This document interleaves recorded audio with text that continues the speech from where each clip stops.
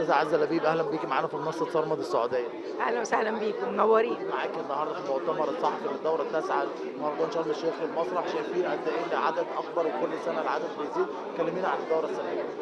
دورة إن شاء الله يعني ناجحة زي الدورات اللي فاتت، وكل دورة بصراحة يعني بيجددوا فيها، بيقدموا حاجات جديدة للشباب، ودلوقتي حاجات أول سنة بيبقى للأطفال كمان في مشاركة كويسة جدا، وإن كان في المسرحيات أو في الورش، فكل سنة بيعملوا حاجات جديدة للمهرجان فده يكبروه أكتر، فده طبعا حاجة جميلة جدا للمهرجان.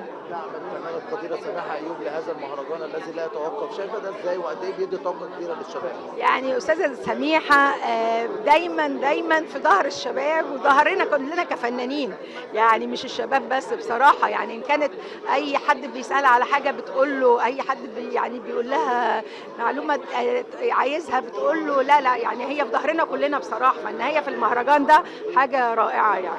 رأي حضرتك في العروض المشاركه شايفاها ازاي السنه دي؟ أنا كنت في لجنة المشاهدة، في عروض حلوة جدا رائعة على كل المستويات، إن كانت العروض الكبرى أو عروض الشارع أو المونودراما أو الطفل والنشء، حاجة يعني عروض الواحد كان محتار يختار إيه ولا إيه ولا إيه بجد، يعني أنا كنت زعلانة إن المهرجان مدته قصيرة، كان نفسي يبقى أكتر عشان العروض تبقى كتيرة إن شاء الله.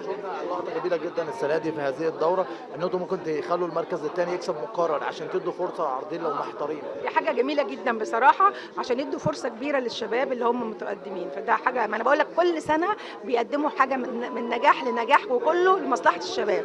اخيرا كل الشباب اللي شاركت، اللي فازت واللي ما فازتش، كلهم يعني اقول لهم انتوا ما دام اشتركتوا والناس شافتكم واتقابلتوا في اللجان اللي هي المشاهده او كده، تبقى انتوا كده فايزين، ما تحسبوش ان هو بس ان انتوا ما حدش اختاركم تبقى انتوا فيكم حاجه غلط، بجد انتوا كلكم الف الف مبروك، حاجه رائعه رائعه كل العروض، وقدموا في كل المهرجانات عشان انتوا كده تستاهلوا كل الخير.